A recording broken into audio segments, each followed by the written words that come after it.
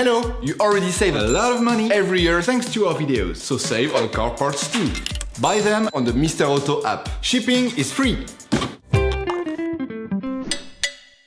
Turn off the ignition. Pull up the handbrake. Pull on the bonnet release lever and open the bonnet.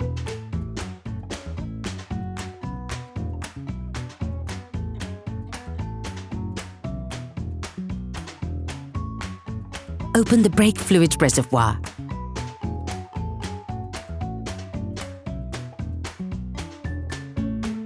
In order to change the rear brake pads on your vehicle, you must first lift the rear of your vehicle and remove the wheels to gain full access. Loosen the stud bolts on the rear wheels, raise the front of the vehicle and put in the two-axle stands. We strongly suggest watching the tutorial, raising your vehicle safely before carrying out this step.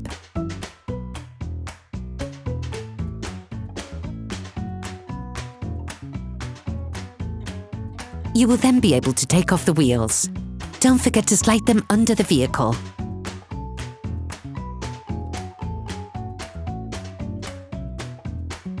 Before starting, loosen the handbrake, otherwise you will not be able to complete the operation. Loosen the brake caliper. To do this, use a 13mm socket wrench as well as a 15mm spanner and remove the caliper mounting bolts.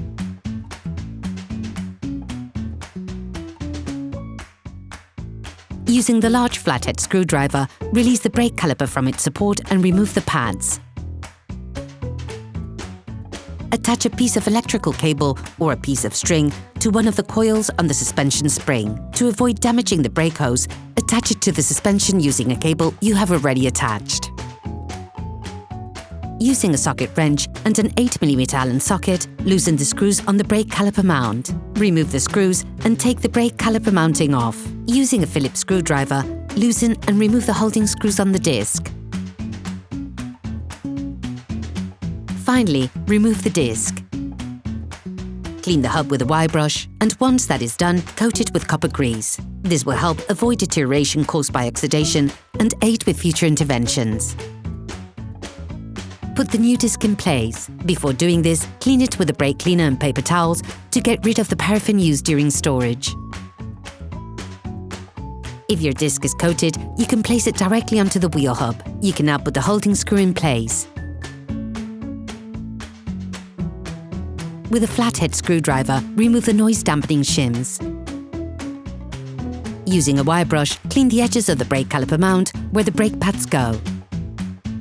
Coat the edges of the screws for the brake caliper mount with copper grease. Reassemble the brake caliper mount once again, starting the screwing process by hand and finishing with a socket wrench and an 8mm socket to fix them in place.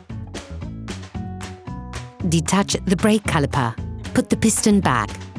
For this movement, you must have a brake caliper windback tool. This is a specific tool that will make it possible to wind the piston back, but also to have it turn on itself to reset the self-adjusting system on your handbrake.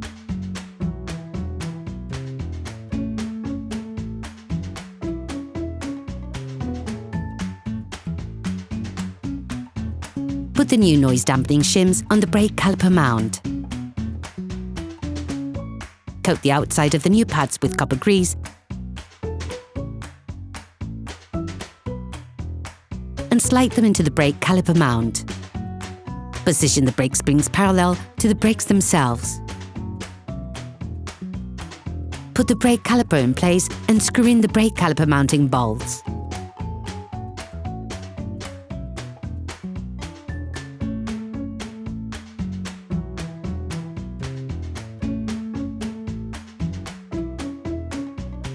Coat the surface of the disc that is in contact with the wheel rim with copper grease. Don't forget to withdraw the electrical cable or string that you attached to hold the caliper. You can now repeat the operation on the other side.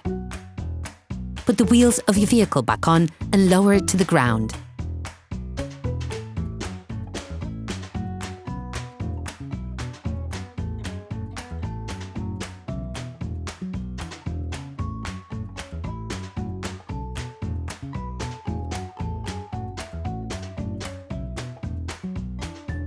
Before starting your car, don't forget to screw the brake fluid stopper back in.